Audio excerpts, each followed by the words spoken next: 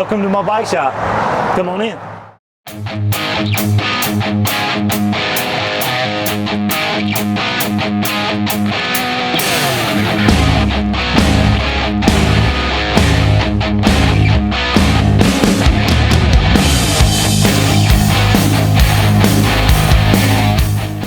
Danelle here with Going Rogue. I am here with Craton Cochran. That's me. He is the owner, operator, facilitator, all of the stuff from Bikes Etc. out of Bossier City, correct? That's right. He is also track operator for our BMX, Cargill BMX track. Yes, and you also are part of what, City Council? I'm on the Bossier City Council. You're on the boat. So this is like the man, right? This is the man. I don't know about all that, but busy for sure. Busy. So here we are. We're in your shop. Where are you located exactly? We're in the great city of Bossier City. Right. So right off of, what's right this off road? I-20. This is I-20 right here in front of us. This is the highway we're on is Highway 80, or what we call East Texas Street. Gotcha. East Texas Street. East Texas Street. In Bossier. That's right. Louisiana. In Bossier, Louisiana. Yep. I love it. So tell us a little bit about your shop. How did it get started? How long has it been in business? 1990, Dad opened the store. We were in another location for 19 years, but Dad opened the store because we got into BMX. Oh. And in our town, there was a bike shop that did all the things, did a lot of mountain bike, road bike, did a little bit of BMX, but not a lot, didn't specialize in it. So Dad saw a need in 1990, left his job with the family construction company and opened up his own bicycle shop. I think with the intention that he was going to do BMX, but Right. Realized that to pay the bills, that wasn't going to necessarily be the case. And here we are today. What year are we in? 2026? 2026. Here we are. So 36 years in business. October, 37 years. Wow. Yeah. And you sell a little bit of everything. So if I look around here, which we are going to give everybody a tour, but if I look around here, I see everything from electric bikes, street bikes, mountain bikes. What do you think is your prime target market here? Or is it varies? At Bikes Etc. So I jokingly tell people we specialize in the etc.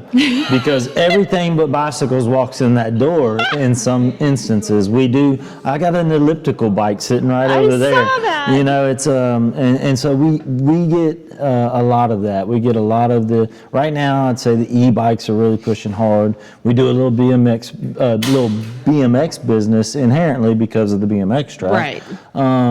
Our roads are so rough. We don't have a mountain in Louisiana, but we need mountain bikes because our roads are so potholes? rough. Yeah. So it's that kind of thing. So we do it all. And when Dad opened the shop, I was a kid, so I was on BMX bikes. Well, as I matured, so did the wheels the size of my bicycles.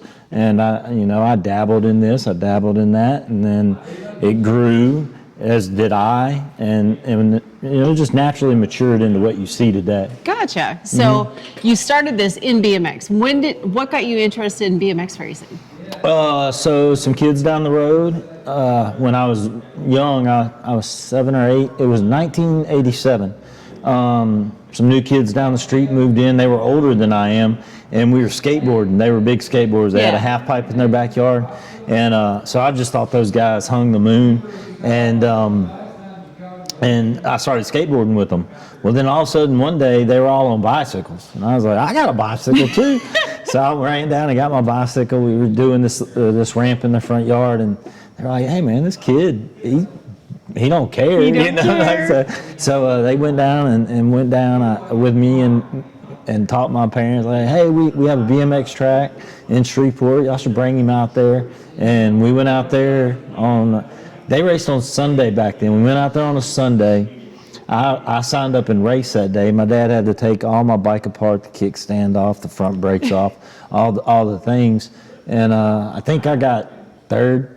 I got third. There were only 3 people in the race. But I got third, and we've been going to the track ever since. And here we are here. All this time later. All this time later. Still in the whole industry. It's super cool to me that he invested so much in you and then this became what it is. So my parents probably knew that I wasn't going to be good at anything, and they're like, That's true. what can we do to keep this kid out of trouble and out of jail for the next 40 years of his life? And this is where we landed. This is where we landed. So, quite honestly, if my parents gave me my life. Right. So if Dad wouldn't put it all on the line in 1990 to follow his dream, then I never would have got to live mine. Well, so that's very cool. Here we are. They're intertwined. Yeah. Dad's over there. Thanks, Dad. So was the track that the Cargill BMX Raceway, is that was that the same place where you raced? I'll kind of give you a little inside baseball on that. So in 1987, it was called Bayou City BMX. Okay. And Bayou City BMX was located on West 70th Street. So West 70th Street is nowhere near Cargill Park right now. We started racing there. Dad was the vice president of the track at the time. I think I was only 10 or 11. And where we were was backed up to horse fields, okay? And the guy there was actually JoJo Tupperville's grandfather. Oh. Mr. Tupperville. Okay. JoJo might be able to add some more to this story. So, and believe me, he would love to add to the story. What I remember, again, I was a 10-year-old kid, but what I remember is somebody, I know it wasn't my dad. My dad's pretty good about locking gates. He locks ours every night. But somebody didn't lock the gate, shut the gate right. And Mr. Fester Van's horse got out and ran over. No. And it was like, turn in your keys. You BMXers are out of here. All I wanted was y'all to shut the gate, have a Budweiser cold for me when I came to watch racing, and y'all screwed it up. So at the time, the track operator, Terry Cox, who was the track operator even up until I took over, I guess at some point he had to get with the city. The city said, hey, we'll move you over to Cargill Park, but you have to take on the name Cargill Park.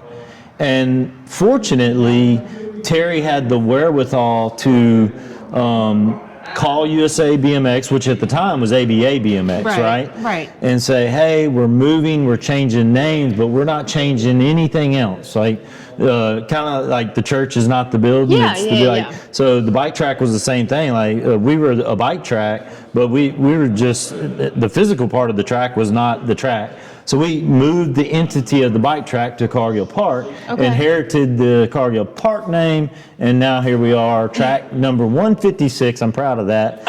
Really because of what Terry did to keep it. Yeah, he worked obviously and so really hard. I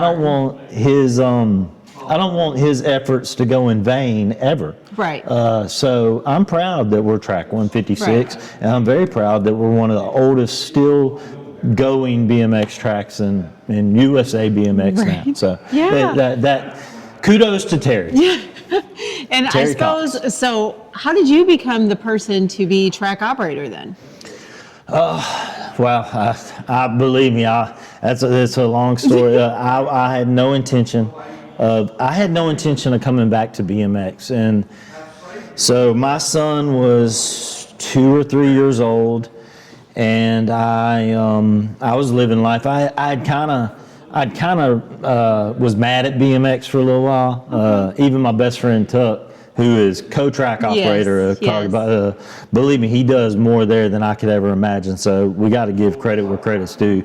That track you see, that's Tuck's track. Right. I get to announce at Tuck's track and get to do things like this. So he does good work. He does awesome. He does good work. So me and him have always worked together, always been best friends. He worked at this bike shop, helped build this bike shop, and he'll tell you there was a time that I was anti. I'm not going back to the track. Well, a lady, a mom at the time, had some boys that were racing, and someone gave her the idea of reaching out to me, that I could coach her boys up, and that I'd be the perfect person to do it. Aww. She came walking through the door. I didn't know her from Adam or Eve, and she come walking through the door.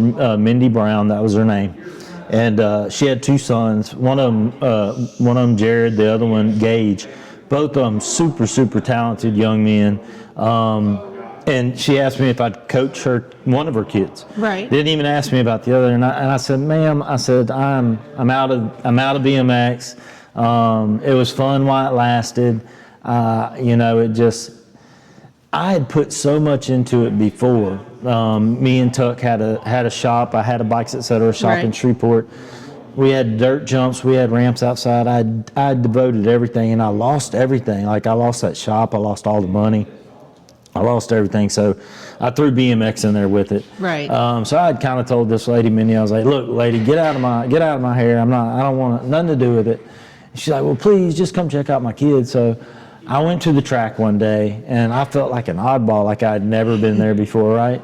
And gosh, what year was that? That had to be probably 15 years ago now. Yeah.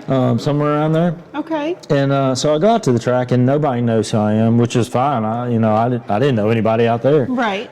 So she says, "There's my kid over there," and I watch him, and man, this kid, he's a really talented kid, far better than I ever was on a bike. I noticed that immediately. And so I was like, wow, he's more like Tuck than he is like me on a bicycle. So I says, man, you're right, your kid is good. And at this point I thought, okay, I'll just get rid of her the best way I know possible. So I invited her kids. I said, look, I'll coach your kid.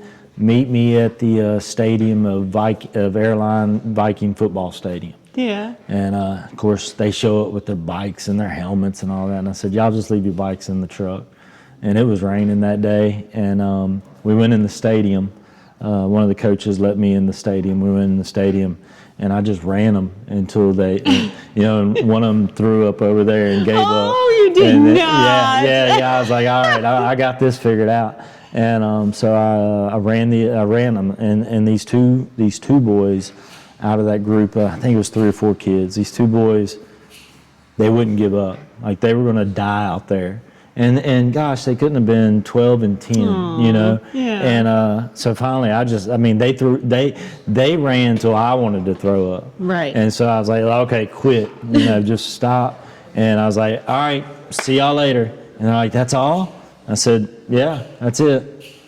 And we went home, and gosh, next week they called me up, hey coach, we doing anything? Oh. I was like, yeah, meet me at the stadium.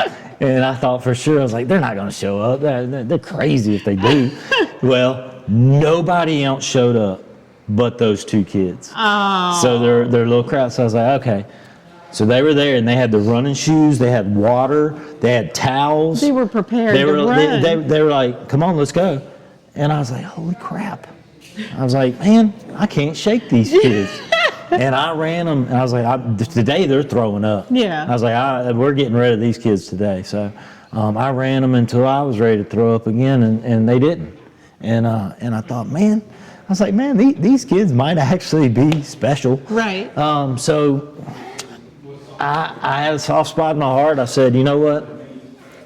I'll take it on. I'll do it. Okay. And so I met them out at Cargill BMX. There was a few mom and dads that were just kind of giving me the funny stare. And Terry, who was the track operator when I was a kid, just, hey, how's it going? There he is. That's it. Everybody's pointing at me. And so I go out there and I start working with these kids. Tuck had already kind of been spending some time out there working on the track for him a little bit. And so I went out there, and that's where I got hooked again. I'm out there working in the dirt with Tuck. Right. I'm working with these kids a little bit. I'm really enjoying our time me and Tuck are spending together at the track, and we're making the track better because it didn't look nothing like it looks now. I'm sure. And we're just constantly making it better. So I'm getting hooked on this. I'm enjoying the kids, and then my son's 3 or 4 years old. And we're at I decide I'm going to go to the Cajun Nationals with these kids. And my wife hymns me up, Jessica hymns me up. She's like, hey, your son needs to go with you. And I was like, well, he don't bike race. I was like, I'm just going with these kids I'm coaching. She's like, nah, if you're going to coach those kids, you're taking your kid with you. Oh, look at her. And I was like, all right, I know what time it was. Well, there's a funny story there too. So I go, we go to Cajun Nationals, and I got 3 kids with me. I think 12 years old, 10 years old, and my son was 4 or 5. You know, he just learned how to ride a bike. And I signed him. Our first day gets there. We're so excited. I go get the 2 brown boys signed up. Blake's with me. We're going to get him racing. I get him a membership, do all the stuff, right? And Mama's on her way. She calls, hey, I may not get there for first moto. As soon as she said that, I says, I didn't sign him up. So I ran to the trailer, and I know everybody in here. Please let me sign something. All right, we can't, Craton. Motos went up. Oh, no. But there was nothing I could do. So I called Jessica, and I knew. I was like, oh, you're in so much trouble, dude. You are not getting out of this one. And I was. She was really mad about that. She was like, you worried about these kids. And looking back at it, I really did worry about those kids more than I was worried about mine. But I was my job was those kids at the time. And so anyway, it was we get him signed up for the next day. And me and Jessica kissed and made up. You know, that's the cool thing about BMX. Yeah. There's always another race day. BMX, there's always another race day. So we show up Saturday, and Blake makes his mains, wins. He don't win the race, but he he makes his main, gets 4th, 5th, and then Sunday does the same thing, gets 4th or 5th. And but we're standing there in staging, and this lady looks at me. Looks at my son, little bitty guy, and at the time he wouldn't wear a full face helmet. He was so little, he couldn't wear a full face helmet. So he's wearing this little bucket helmet, and he's got a base model Redline. Okay. We're just there, right? And she looks at me. She looks down at him and down at his bike, and looks at me, and she goes, "Y'all must be brand new." I said, "Oh, lady, you just don't know." So I came back that week, spent $2,000 on bike parts, got them all shipped to the shop, built the baddest Supercross little mini you could find. I was going to have the next BMX Pro kid. Right. We were in full bore. We were rocking. We were rolling. Cargill Park. So to answer your original question, how did I become TO? Cargill Park is our home track. We were spending a lot of time in DeSoto. Right. Terry knew that his days were numbered, so he was trying to get someone to run the track. He experimented and let a family run the track against his better judgment, and for all intents and purposes, they tried to do a good job. And it was at our big race. My son and another kid was in a race, and something happened during the race, and the way it was handled. Back then, I wasn't able to control myself, and I got really upset, and I was actually banned from Cargill Park BMX. No. For they wanted to ban me for so only one person has ever been DQ'd or banned from Cargill Park BMX ever, and it's happened twice, and it's me. No other person has ever been DQ'd. That prior to I don't know what happened prior to 1988, and maybe I don't know everything when I was a kid, but as far as I know, no one has ever been DQ'd or banned from Cargill Park BMX except for me, right here. So I get banned, and I took my licks, and I was in the wrong. Right. I was in the wrong. I said some things in the heat of the moment. That was back in my drinking days, and but I was BMX dad, and I thought I had a pro BMXer, and you just let him get hurt on the track, and now we're going. Anyway, I was in the wrong. So Terry at the time told him, "Y'all are messing up. Y'all don't need to do this. Y'all need to just let it go." Let it go. And at the time, I had a whole team of riders. We were Papa Wheelie. That was the name. Was the name of your team? Yeah, we had okay. Papa. We had a little play on word, Papa Wheelie. And that was the name of our team. Matter of fact, we had a jersey somewhere. I got Panda's old Papa Wheelie jersey back there somewhere. Nice when you pull it out. But so We were just doing our thing in Texas. Is it up there? Yeah, it might be in the rafters. Yeah. And so we were doing our thing in Texas, and I wasn't going to make a big stink about it. I knew I was in the wrong, and I felt bad about it.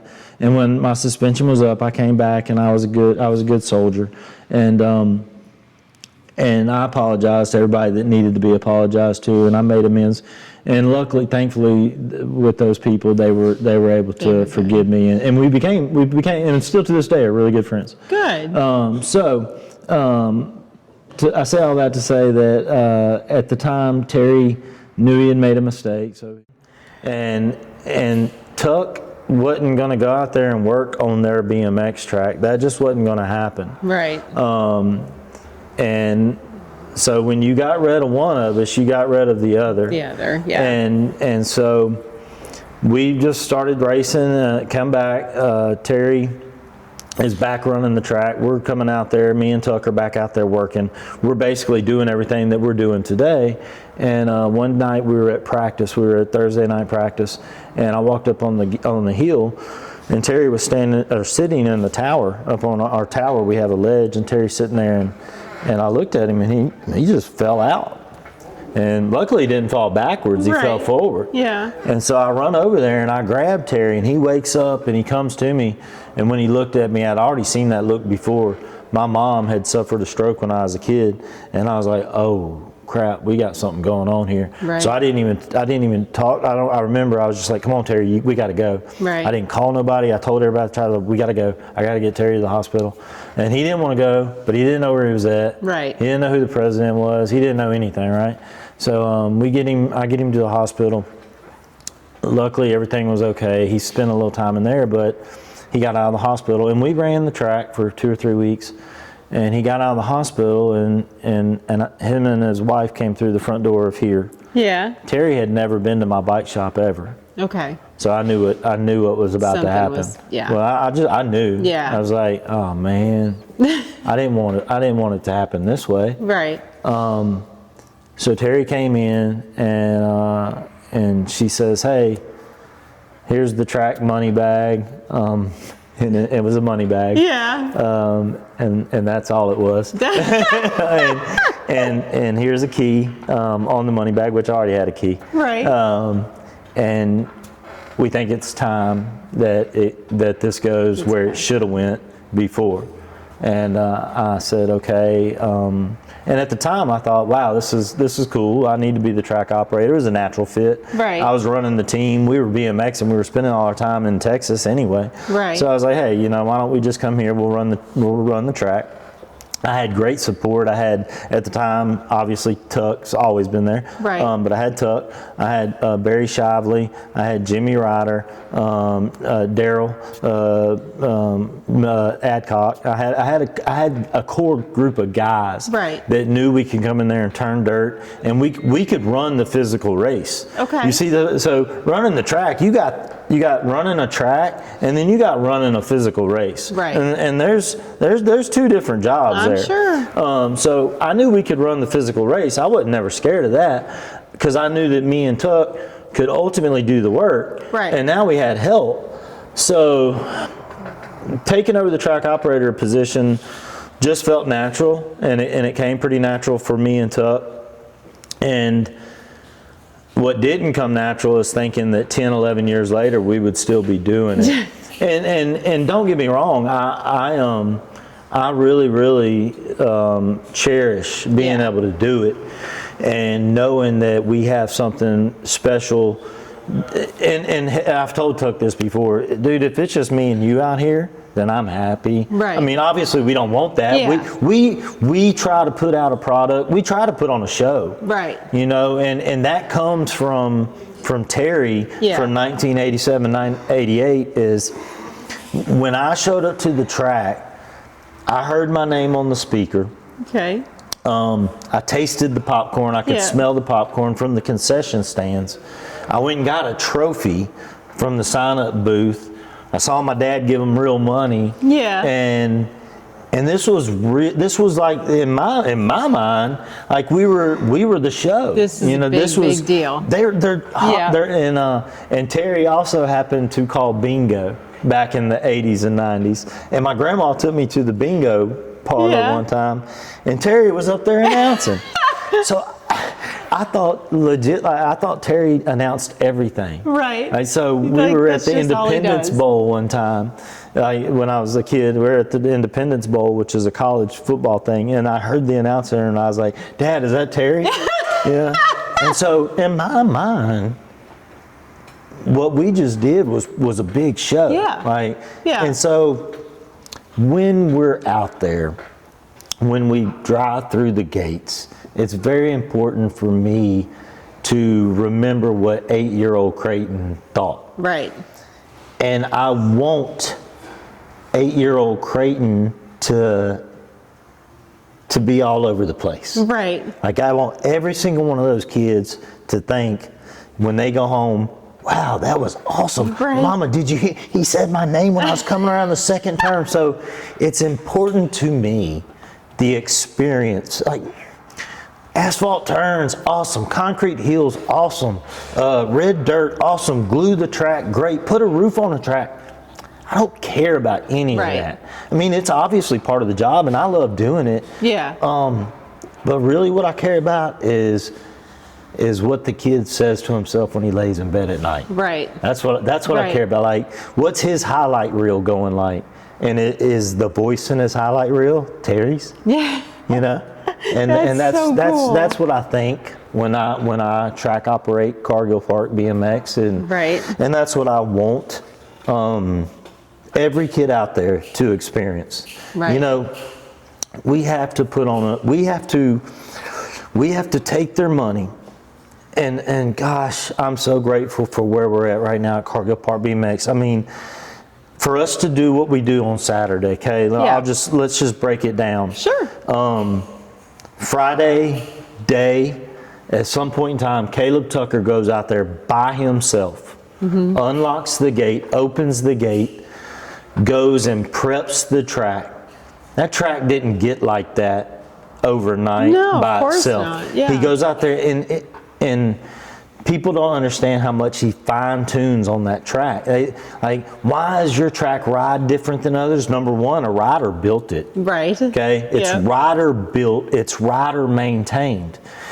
There's never going to be a time you go out there and ride and Tuck's not riding with you. Right. So that track is getting ridden by the very hands that sculpt and mold it. So, and he's very, very talented, not only as a rider, Right. but now we have 11 years of experience of getting to spend money on whatever toy we want to get. And he's like, get me the one with the air condition. I want tracks and I want joysticks. And I'm like, done and done. I can do that. Yeah. So when you have all that going for you, you have that on Friday, then Saturday comes. And Saturday, on my way out there, I guarantee you the gate's already getting opened by one of the dads, a Cornet or a Lee, Yeah. or the best concession stand in all of BMX, our concession stand Yeah. lady, Miss Susie. Yeah. So the gate's already going to be open. I may or may not be there. I may be on my way. Mr. Jim is 99.9% of the time going to be in the sign-up booth. Mr. Lee is going to be over at the metal building taking care of our loaners and our helmets, which, what a blessing that's been Right. for us, because I truly think that what we're doing over there, and I'll give all the kudos to Mr. Lee, because I've told him, I said, look, if I can buy you a bike, I'll buy you a bike. If I can buy you a helmet, I'll buy you 5. Right. You just tell me what you need. And I truly believe that that's why we have 10 motos now. Right. I really do think that loaner system helps. and all that, like it really does help.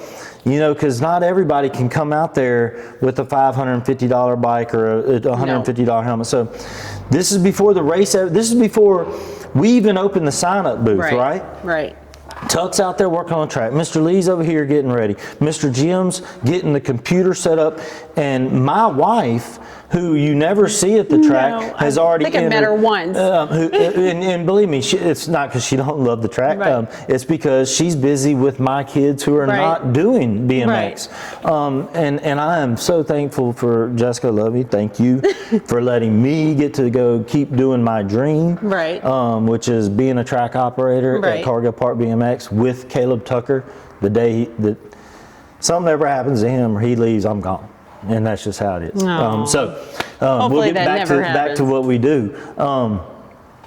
So you got all these moving pieces while the track's getting prepped, while all this is happening. I show up, I walk in, I unload my stuff. We get bum rushed by everybody. Right. And it softens my heart because there's some Saturdays I'll get halfway to the track and you got to drive over Cross Lake Bridge to get there. It's like a 2 mile long bridge, nothing but a lake down there. I'm like, I just want to drive into that bridge. I just want to drive off and forget all this because it's Saturday. I've done worked all week, you know. Right. So, but I get there and about halfway through signups, after I've mingled with a few folks and I'm in the zone, so to say. I'm in race mode. I understand the show's going on, and people that are happy to see me have blessed me and come and said hello and shared, you know, how their day was going. Right. And I'm doing the signups, and Jim is just taking it. I'm telling you, Jim is awesome because you can walk up, and while you're talking to me, he knows every one of the Eccles' first names. And I do that takes a while. I do the announcing, and I know none of y'all's names. Like, and you're in the system. Dan's in the system as Jerry. Jerry. Yeah, I know. That's true. And I call him Big Pumpkin, Big Papa, Big Jerry, I mean, everything but Jerry.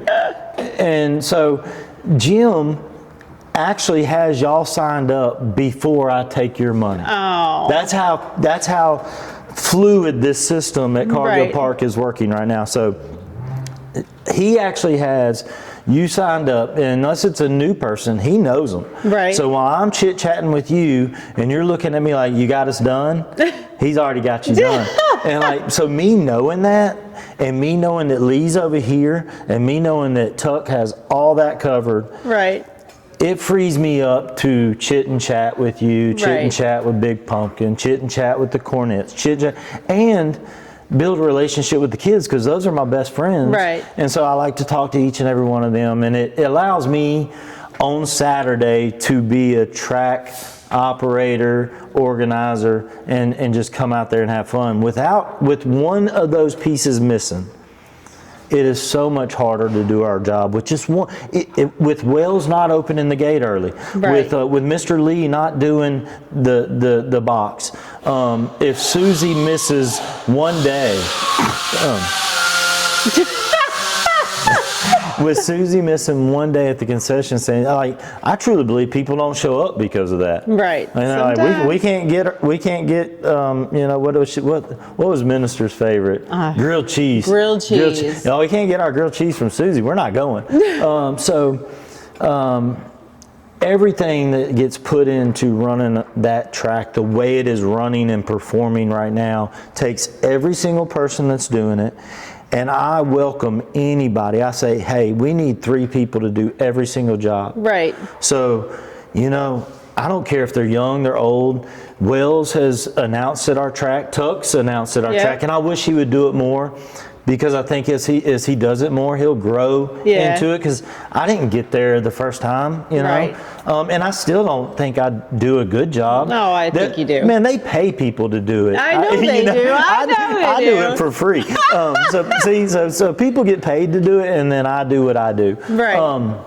But I do appreciate that, and I do have fun with it, and I do have fun with the kids doing the announcing. But there's so much more that goes into that track. And then take all of that info, put it in a backpack, put it over my shoulder, come back home, and Jessica does it all again on Sunday. Yeah. And so it's just it is so much that the people in the parking lot don't know. And I am not trying to get it out there that we need praise for or I'm not going at that angle. I'm just saying that there's so many moving pieces that make what is happening at Cargill Park so special right now, that with one of you missing, listen to me folks, with one of you missing, it ain't the same. It ain't the same. It's not the same.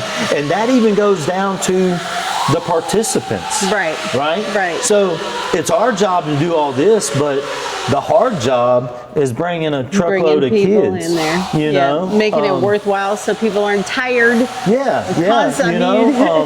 Quit short motos and And I say, not everybody can be Tuck, and not everybody can be me, and not everybody can be Mr. Jim. Right. And not everybody can do what Lee does, but everybody can help and learn. Right. And I think that I don't think there's one job out there I think that if something happened to me today, y'all would race Saturday and life would go on. Right. And that's how I want it. Yeah, it's how it should be. Like, that's how I want, that show don't stop for one monkey. Right. You know, like, it just don't, right? We're going to keep on trucking. Like, that's how it rolls. That's how it's going to be, and that's how I want it. So anytime we get someone that says, hey, can I volunteer? Well, yes, you can. Just follow this guy around. Right. You know, or do this or do that. So I welcome any help we can get. Praise the help that we got, and that's why I think right now we're successful. Success can be whatever you want it to be. It can be. You know? I mean, success is interpreted many different ways. I've been there nights where we've had 3 or 4 motos, and it's been the funnest nights I've ever had at the BMX track.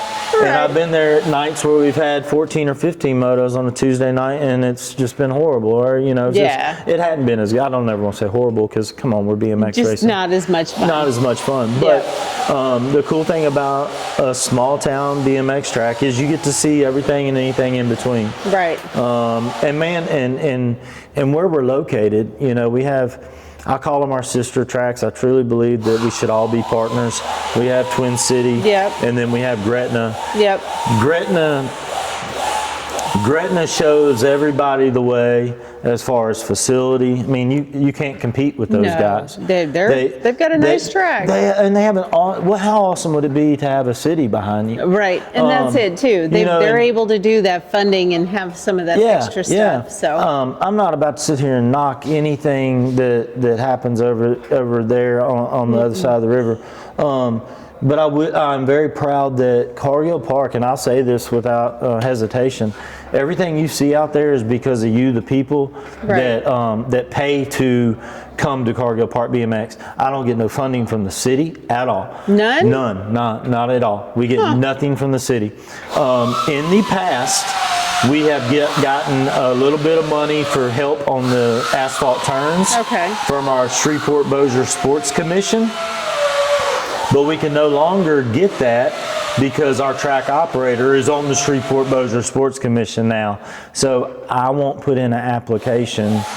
It's not right. It's not ethically right. So I don't ask the Shreveport Sports Commission for any money no more. And I'm okay with that. So every penny, everything you see out there at Cargill Park that has been done the last 11 years has come from the people that patron Cargill Park BMX.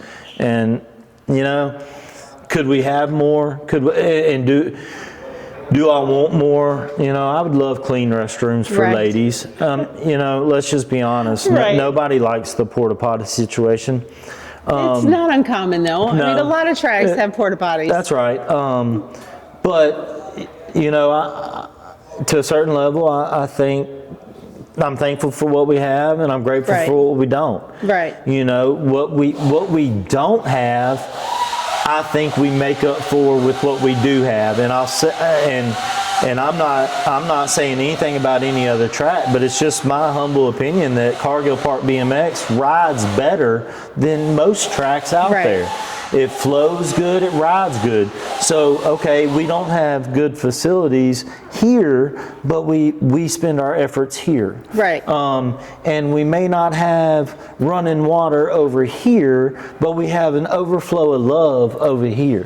You know what I'm saying? Right? So I don't look at what we don't have as any disadvantage whatsoever. No. I will not allow myself to go down that hole.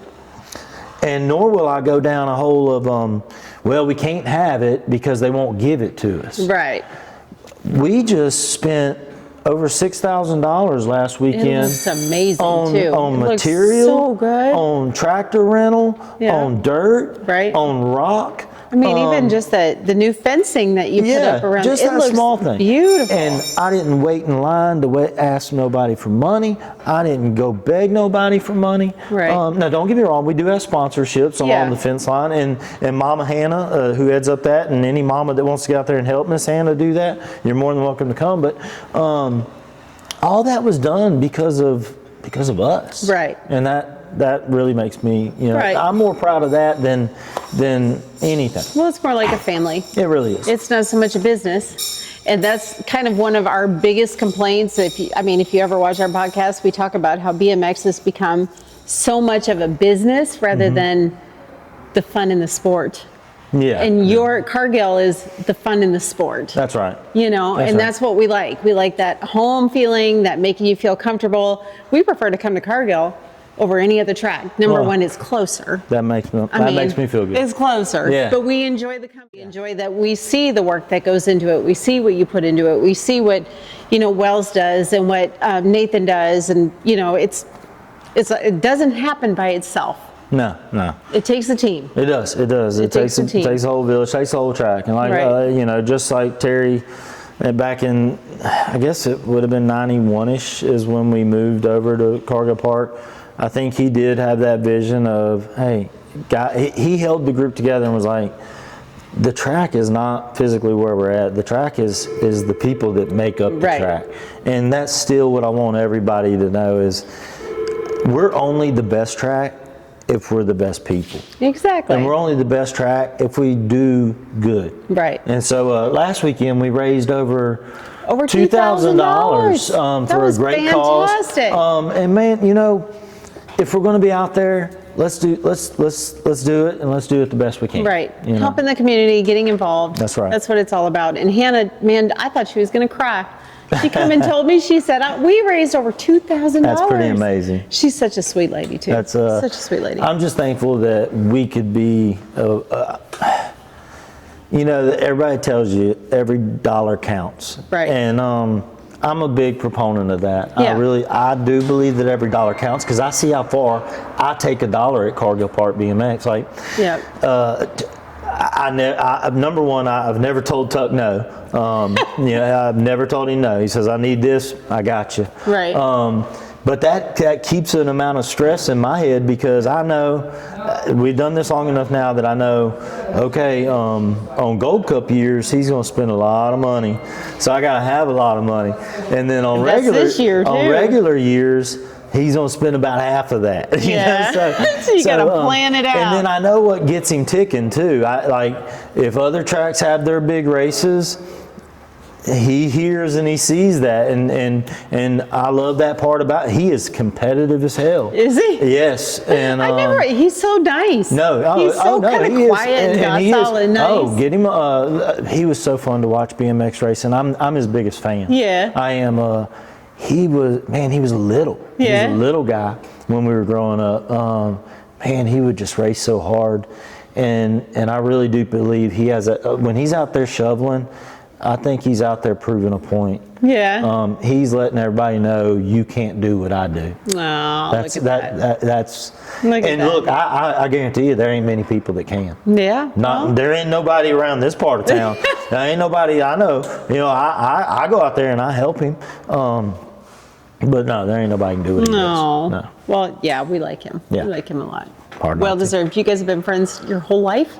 So he started racing maybe about the time I did. We were just two. He was a little younger. And you just been together ever since? I think what happened, so like in BMX, you got your groups that just do local stuff, and then you got your groups that travel. And so his mom recognized, like back then, you would stay at the Motel 6, and there was a Denny's out front or a kettle. Right. You remember the kettles? Yes. And so we always spent a lot of time, and I think it would happen by coincidence sometimes, and then just sometimes my dad would tell Caleb's mom or dad that, hey, we're going to stay at the Budget 6 or whatever, and we're going to be at the kettle. Right. So what happened back then that doesn't happen now, or I don't think it does. Right. BMX was a lot different back then. So when kids leave the track now, you load up your bike and you take your bike home and put it on the wall. And this is just what I observed. Yeah. Okay. Me and Tuck would get back to the hotel and we would grab our bike and we would go get more freedom. So we would say, Mom, Dad, y'all go have coffee at the Kettle. We're going around the corner where there's a curb and we're going to ramp until 10 at night when you make us come in. And we would do that at home too. Right. So when we started track operating way before we ever knew we were doing it, Yeah. we had spots here in town. Right. We had dirt jump spots in Halton. We had one out there close to the track. We had Dogwood and Southwood. Okay. Southwood was Tuck's thing. Yeah. Dogwood was mine and Brad's thing. Yeah. And they were legit dirt like we manicured those things. We brought in backpacks of water. There's just something about that generation. Dan's is the same way. And His so stories are the same way. that's what we did. Yeah. And now I think that's what BMX is missing. Now don't get me wrong. And people ask me all the time, how do I get my kid faster at BMX? How does my kid get to be like this kid? And I say to him, usually the kid that I have to kick off the BMX track when I'm ready to go is 6 months going to be the fastest kid out here. Right. And let's go beyond that. If you go home and you pull in the driveway and your kid's bike is sitting in the garage where you left it after you left the track, Right. natural talent's only going to take you so far. Yep. If your kid's tearing up his bike because he's out riding it and just manualing till he can manual around the corner, Right. that kid's going to be the better kid on a bike every single day of the week. Yeah, he's got more practice. He's got more practice. But not only that, he has a desire. See, Right. Mom and dads, you can't buy some things. You can come in here and you can buy speed, you can buy wheels, you can buy handlebars, carbon forks. Right. Oh man, the latest, greatest helmet, 6D helmet, that's going to make you faster, right? It has to. There's a kid out our track right now with two of them. Last name Sharpshire. Yeah. They wear camo cargo pants. Yeah. They wear maybe matching socks. Right. And these are a lot like the Brown kids that I coach. Bullet head helmet that they got loaned out, $550 bike, and those kids are flying around the track, right? And you go to their house right now, I guarantee you they're on the dirt bike, they're on something. Yeah. And those are those are going to be the ones. They're going to be the ones. That was Tuck, and I was doing the other stuff. I was working on bikes and I was doing other stuff. Well, so. that's a needed thing too. Yeah. That is a needed thing too. That's right. So, I mean, and obviously it's taking you places. Because look at this place. This is awesome. Well, this is, again, it's accumulation of a whole lot of effort by a lot of people over almost 4 generations. I mentioned Tuck worked in here for 5 or 6 years. Right. He helped build this shop. He helped build the shop that we had in Shreveport. I have my mechanic back there, main mechanic. William has been with me 20-something years. Oh, wow. Yeah. That's a long time. And you'll see him. You must pay really well. No, it's I wish I could say that, and believe me, if I had more, I'd give it to them. Right. And if Cargill Park could pay for anything, I'd pay for everybody's membership. Yep. And we have before. We all want to be there. We all want to do it. But we all want to be there. But no, and then I got Dennis back there, and Dennis has been with us now 7 or 8 years, maybe 8 or 9.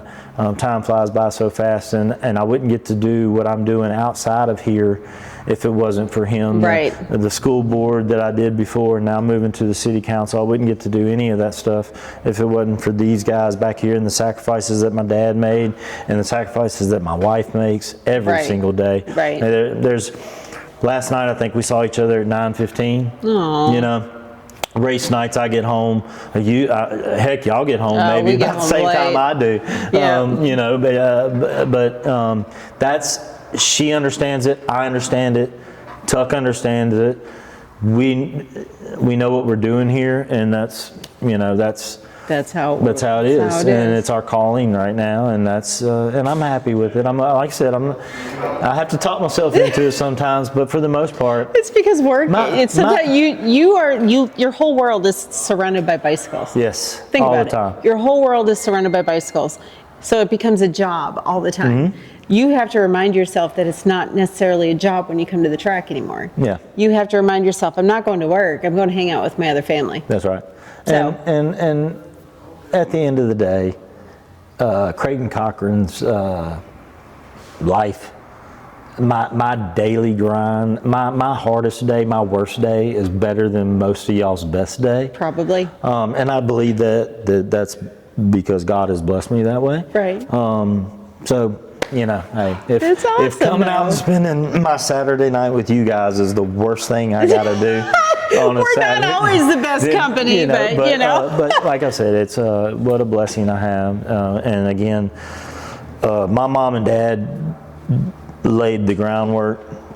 I wouldn't be here doing this if it wasn't for them sacrificing everything. And then, like I said, just the multitude of people that sacrifice to help me. I have Uncle Henry back there. Yeah. Uncle Henry is the old BMX race dad that I call him to come work part-time for me. Aww. And he does it because he feels sorry for me.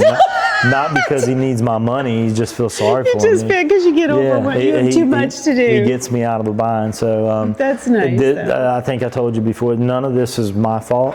I just get to live out. I'm the quarterback. I get all the praise, and everyone else gets none of it, and I deserve none of it, and I get all of it. And it's really hard sometimes to be that guy, right? Because not everybody appreciates that all the time, and it gets hard. It gets hard. It gets hard. So let's kind of steer away. Tell me about this collection you have here. You have a huge collection here. Yes, we got a lot of cool things in here. I got a lot of jerseys that mean a lot to me. So let's look at them. Collection. I say it's not a bad thing, but it's a true thing. Is none of this stuff was mine. None of it. None of it. None of it. No. Well, I saw you have this was yours right here. I mean, yeah. One of those were there. I saw your name on one of those. Yeah, so I got a few. And so this is a buddy of mine's old helmet. I got a couple of Grady's wrecked helmets. I got a Chris Kennedy. This is when Chris Kennedy went. No, I'm sorry. That's Chris Kennedy went down at DeSoto and broke his wrist helmet. This is the Dirty Panda helmet. The Dirty Panda. In Florida, went down and broke his collarbone or something in his shoulder. Right. Went down. I'd say he messed up his head, but his head was messed up before he went down there. I'm a humongous fan of Gork.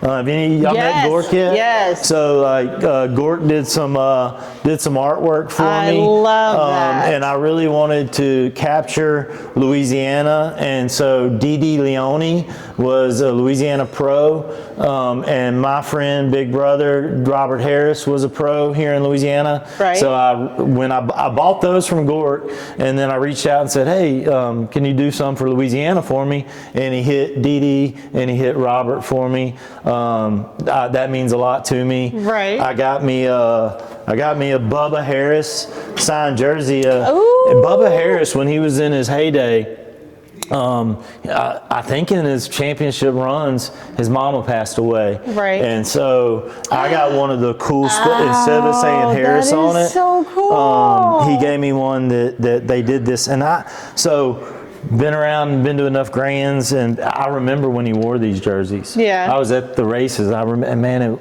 man, his mom passed away, and the whole BMX community just rallied behind this dude. That is so cool. One of the coolest guys I've ever met in my life, and that is Tommy Zula. Yeah. Tommy Zula, pump track world champion. I got his autograph over there. Pump track world champion jersey that was worn from Tommy Z. Right. Some Panda jerseys, and then in the Raptors, I got JBR jerseys because I love the Louisiana teams. We do love Chris Kennedy got me a few jerseys. Over here, we got Just some knickknacks that came. You'll see all the patches from the Grands that my dad had. Oh, how cool. The pins back there. Yeah. I got some that are like 88 and 90s. There's an 88 Grands. That was my first ever BMX Grands. There's Dad whenever we opened the shop. That's actually me and Dad right there. In 1990, I'm the young kid. I'm the cool. kid. I'm the kid there. You're the child in yep. that one? I don't know. You and your dad look an awful lot alike. We did. About that age, A lot of people think that's me. And I wish I was timeless like that. Leadville 100 by my man Matthew Davis. We actually, in the road bike racing world, we've won national championships with Matt Davis back there. He went and got me a belt buckle. He had a couple of them, brought that to me. He said, hey, you've done this for me, you've done this, you've earned this belt buckle. So there's only two Leadville 100 belt buckles in Shreveport Bossier. And you have one I got of them. one sitting Look right at that. there. So we dabbled around in that. So what about some of these older bikes? Now I see you have, some of them are for sale, but well, you like, know what they say, everything's for sale. But some of this stuff isn't even mine. So the Evil Knievel bike up there, yes. and this PK Ripper belongs to a friend of mine in Bossier City, Zane Nipper. Okay. And he just leaves them here. Okay. Which I'm cool with that because they look cool. Possession's 9/10 of the law. Right? Something happened to Zane, I got his bikes. But anyway, but the rest of it I have collected, accumulated, but again, none of it was mine. You know, like little nitpicks here and there were right. mine, but I didn't keep it. I needed beer money back then. So I recycled. If you saw what I took to a recycling plant, you'd throw it. But no. Old bikes that have come and gone through the shop. This is a really fun one, the Moto Mag, because it looked like it came out of River when I got it. It's the first one that me and Dennis back there teamed up and did. Sticker collections, of course, bike collections. Me and the Panda and my friend John Teal, there's three people that own this bike. John Teal owns the wheels, the Panda owns the bike, and I own the pad sets. Oh my goodness. You know, so it's a collaboration of folks to get to that. And then we got a lot of stuff just hanging on the walls. Right. You got 38 years of memories back here. Here, I'll show you what started. You want to see what started this? Yes, the whole I thing? do. Absolutely. I'll be right, guys. This is Dennis. Hi, I was Dennis. telling y'all about Dennis. Yes. There's Will. Will, say hello to Hi, Will. Going Rogue Podcast. We're on podcast too. That's Will, main Will. mechanic. Come on back here. I'll show you what got Dad all fired up. Okay. This photo. So it's hard to see. You got this baby. This was back when the Grands was in Oklahoma City. Oh, look at that. That's where we had the Grands, and what was really cool, you had to go through the tunnel to get there. You talk about a show. I love the Grands for what it is, but that right there, in my opinion, is the Grands of BMX. This picture right here.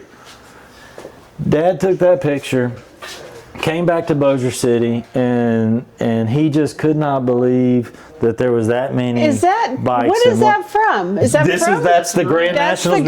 So they used to run cables This was all people's bikes, just yes. upside So they down ran like that? cables. They ran cables across the floor, and you would lock your bike up, and then because that's where they wouldn't let bikes in there. That was a real coliseum, and so you'd come out and your bike. It was just thousands of bikes. And that inspired you, like, man, I'm going to go and I'm going to open a bike shop in Bossier City, and this is what we're going to do. That is so cool. So we've dabbled in it all here, and we do everything here. Right. And we do everything from these big monster e-bikes that take up a lot of space and sometimes a lot of time. But you get good money for them, I bet. Yeah, no, they're good customers, absolutely. They bring a lot in. Look at all these.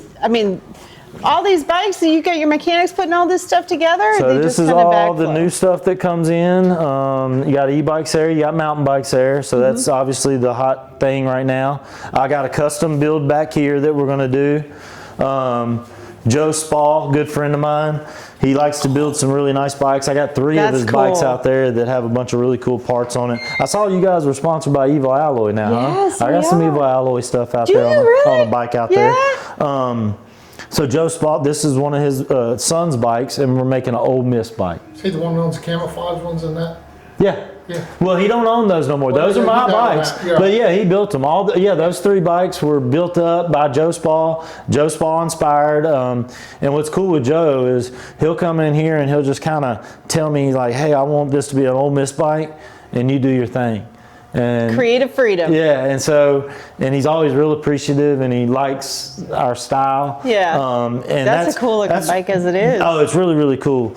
So we do custom builds with these, but what we've been into now that I have Dennis on the team is we do vintage bikes too. Okay. So Dennis is really, really good at taking an old vintage road bike. That was really where he kind of started his vintage process, was with the road bike stuff. Okay. And he'll take old vintage road bikes. I think we got 1 or 2 of them up here. And kind of our style, me and Dennis's style, is we like to take the frames and just leave them alone. You know, some people want to paint them, Yeah. or they want to get powder coat and new stickers. Like, we want the frame to tell the story, but we want everything to be as shiny as possible, and we want it to be as new looking as possible. So this bike's a pretty good example of what he does. He'll take a stock bike, a brand new bike that may already be in really good shape, and he'll take every single bolt out of it and polish them. We go through Q-tips like you wouldn't believe around here. You got stock and Q-tips? Oh my gosh, we go through. And here's Joe's bikes over here. One that did my hutch. Oh, yes. He is a buff master. He will buff and rub on stuff. I'll pay him for 2 weeks to buff on one thing.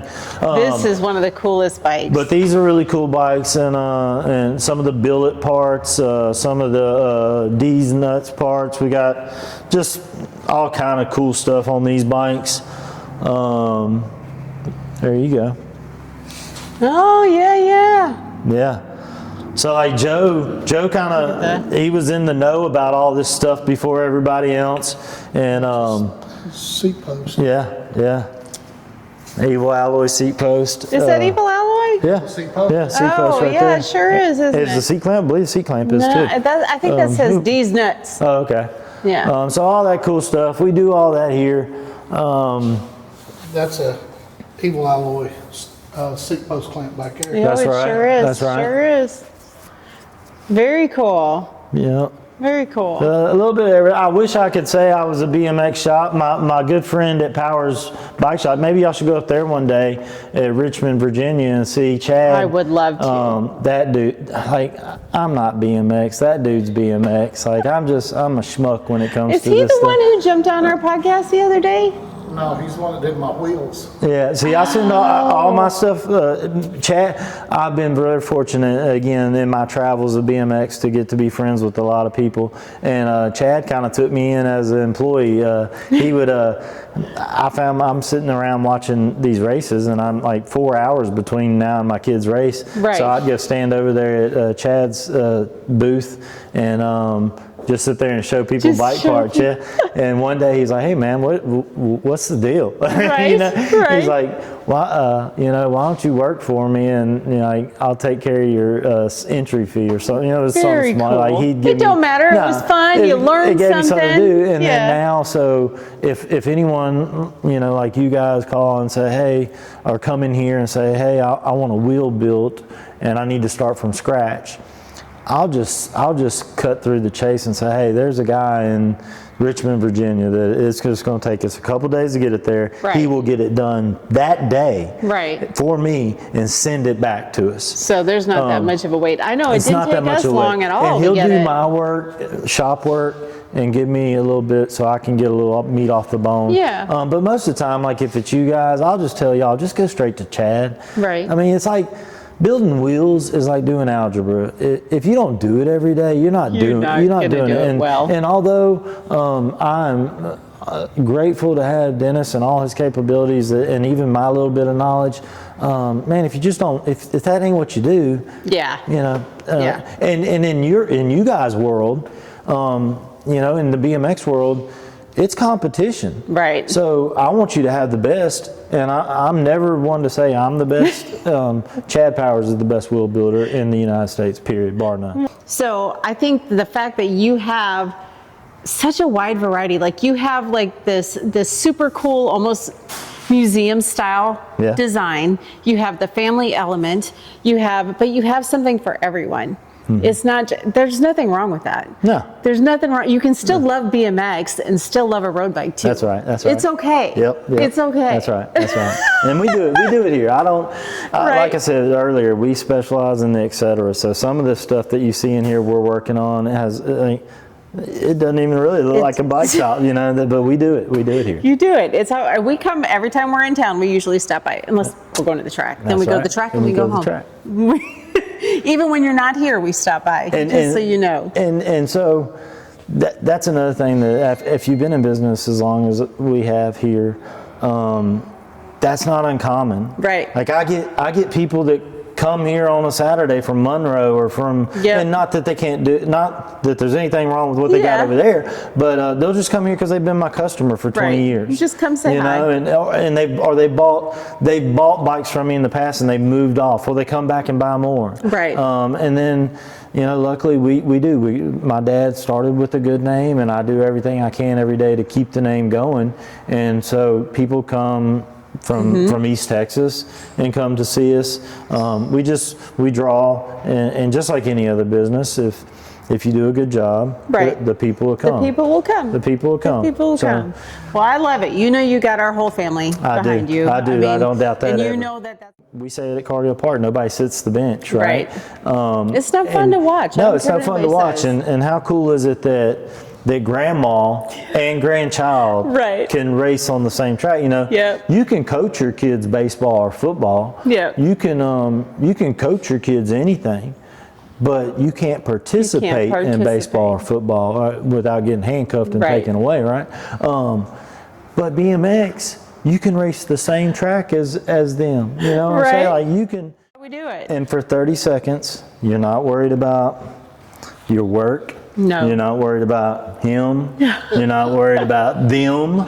Right. You're not worried about anything in the parking lot. You're not worried about politics. You're not worried about. And I'm just making sure. I'm worried about falling. Crashing. What's cool about my job there is I get to do it every 30 seconds. Right. I get to, and I try to live the race as I'm announcing it. So you do good. That's what I tell you. It's the best 30 seconds of your life right here. Right. I'm going to tell you too. When we're on the track, sometimes Dan and I will be on our way home. We'll be talking. I'll say, "Did you hear what Craton called you? Did you hear what he said?" And he'll be like, "I can't hear nothing out there." But when I'm racing and I hear you say something, I'm giggling as I'm racing. So it just, he don't hear you, but that's because he's kind of deaf. And I got so I try to during announcing, I try different things, and I've tried rambling on. I've tried making jokes. So when you call him Big Pumpkin, was that by accident, or did you really just say it? No, you remember that day he was wearing an orange jersey or something. I said, he don't look like Big Papa. He looks like a big pumpkin. I didn't know if you just forgot. I think he had just a big orange jumpsuit on or something. Was it the box one or something? State jersey from JVC. Yeah, you look like a big pumpkin. Right. That's right. I like it. Hey, it's stuck. It's stuck. Well, so that's been really neat is that I'll call a kid something in a race. Yeah. And I may not even do it on purpose. And next thing you know, their mama will come up and say, "Hey, that my kid tells everybody that's their name now. That's her name. That's kind of cool." So when it sticks, like Mia Poche, the boss lady. Yep. As a little bitty girl, I tread light around her. She's feisty. That girl right there. She's got some spunk. So we got her that name. I'm pretty sure that started at Cargill Park, and I may have been the one that did it. I don't know, but it stuck, and I love that part about it because that's their story. And I told you earlier about my story, and that's just what it all boils down to. In this life, we're all here for a short ride, right? So what was your name growing up? What'd they call you? Cruising Craton Cochran. Cruising Craton Cochran. And believe me, I was just cruising. Cruising Craton Cochran. I was cruising, and I wish I had my old helmet, but I don't. And Tuck was the Cajun boy. Oh, Louisiana swamp. No, he was a swamp boy, not Cajun boy. Louisiana swamp boy. He had it on the back of his trailer. Did he really? Yeah. And look, I'm putting this out there to any of you guys. Carl Lean, I believe, is the guy that runs the BMX Hall of Fame in Texas. Yeah. I would do this. I challenge somebody to do it. Are y'all fans of the BMX Hall of Fame in Texas? Absolutely. I would love to know, because he would never do this, and he's probably going to get mad if he ever sees it. But I'd like to take some of those BMX Hall of Famers from Texas and see how many points they got in Texas. Yeah. And put it next to how many points Caleb Tucker got in Texas. I bet you find out that there's a BMX Texas Hall of Famer living in Louisiana. Caleb Tucker was. You think so? I know so. Yeah? No, he rode for Lowy Axles back in the day. He rode for the Texas Chain Gang. Like Caleb Tucker didn't race Cargill Park BMX. The reason why I ever got to win any races because he never raced there. But he raced. I guarantee you, if we could find the data on how many points in 1 year that he lived over there. He's before DeSoto was DeSoto, before it had a roof. He raced there, and Cowtown was Cowtown back across the way. They had a big old bonsai jump. The thing was 2 stories tall. But anyway, Caleb Tucker, I'd be willing to bet that there are people in the Texas Hall of Fame that don't have some of the accolades that the Louisiana Swamp Boy has. And that may make y'all mad. We can find that information. I bet you dig it up. I'd be willing to put my horse up against your horse. I'd be willing to do it. Well, I don't know if we really have a horse in the game, but you know. All right, so we will kind of finish up. I know you got stuff to do, but I appreciate you so much. We thank you for coming. So if somebody wants to come over here, meet you, talk to you, check out your bikes, buy a bike, do whatever, how do they get a hold of you? Just walk through the door. That's the easiest way. Y'all saw today, phone isn't good with me. That phone, it'll go off. And you've got a team that'll be here, even if just you're walk not. through the door. I'm here. Most of the time, if I'm not here, I'm around here. Perfect. So I'm not far away, but that's the easiest and best way to get a hold of Craton is have him in front of you. What's the address? 3723 East Texas Street, Bossier City, Louisiana. We do have a phone number. It's 318-746-0174. And if I'm not here, I'm usually at Cargill Park BMX. And you can always come check us out at Cargill Park. That's where we're at every Tuesday and Saturday. Come try to race. And we do Bossier Bike Night. I didn't even mention Bossier Bike Night. Bossier Bike Night's on Thursday night. That's right. And started that about 6 years ago now. And it's getting pretty heavy. Oh man, we'll have. Yeah. I used to think if I had 10 people out there that I was doing something and that the cops were going to get me. So, speaking of, they're out there, ain't they? They're coming for you. He's waiting on me. Yep. But anyway, I thought, man, we're never going to get away with this. And next thing I know, 40 people are out there. But that's awesome. And they don't.